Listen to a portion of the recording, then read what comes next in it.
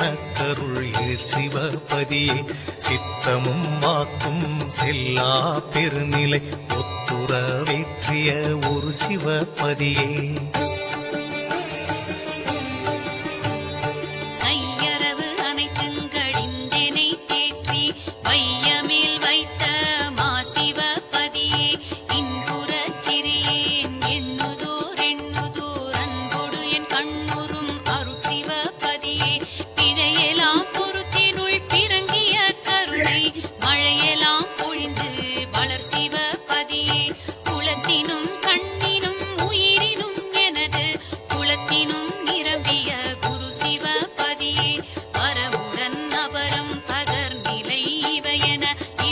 அருளிய திருவருட்குருவே